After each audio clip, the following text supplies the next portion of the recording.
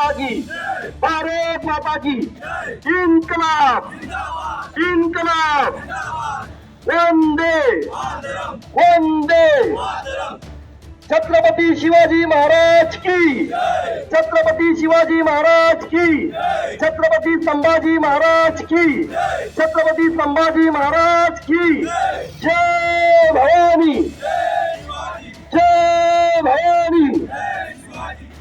नीट परीक्षेच्या निकालानंतर देशभरातील अनेक विद्यार्थिनींनी आत्महत्या केली।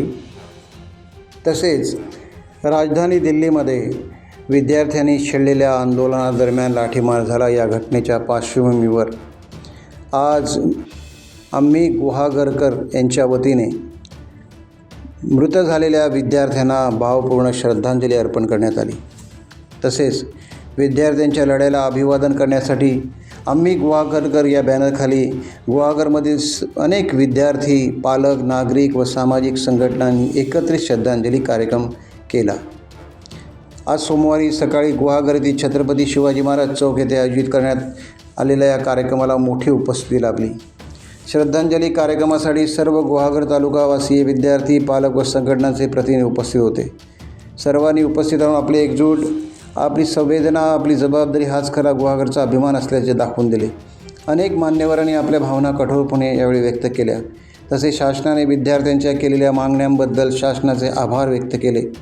या श्रद्धांजली कार्यक्रमासाठी मनसे गुहागर तालुका संपर्क अध्यक्ष व जिल्हा परिषद सदस्य प्रमोद गांधी, पंचायत समिती सदस्य संदीप गोरिवले, वकील संकेत साळवी, मनसे उपजिल्हाध्यक्ष विनोद जानवळकर, अमित कदम, उपसरपंच आसिम साले, अमित कुबडे, अजित बेलवलकर, शोएब मालानी, साबिरभाई साले, सुदेश हडकर, संतोष सोलकर, पंकज दळवी, भूषण पवार, पंकज बिर्जे, मयूर गमरे, कृणाल रुंबडे, अनोल जामसुदकर, क्रांती साळवी, सोहम सातर्डेकर, वरवेली सरपंच नारायण आगरे, आरे सरपंच समित घाणेकर, शशिकांत जाधव, प्रभुनाथ देवळेकर आदी मान्यवरांसह नागरिक व विद्यार्थी उपस्थित होते।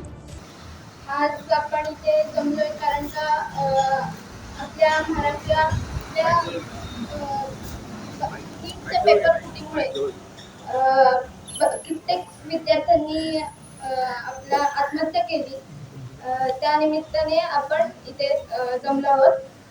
तर मी त्यांना भावपूर्ण श्रद्धांजली वाहते आणि संकेत सर 25 तारखेला येऊन गेले आमच्या खरडेरे हायस्कूलला भेट देऊन गेले की कोणी इच्छुक आहे का यायला, की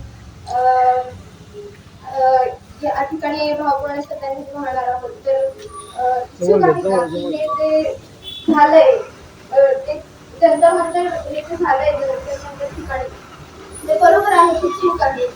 तर हे खरंच खूप दुःखदायक घटना घडली की त्यांची आत्महत्या झाली। तर मला ते पटलं नाहीये की असं घडलंय।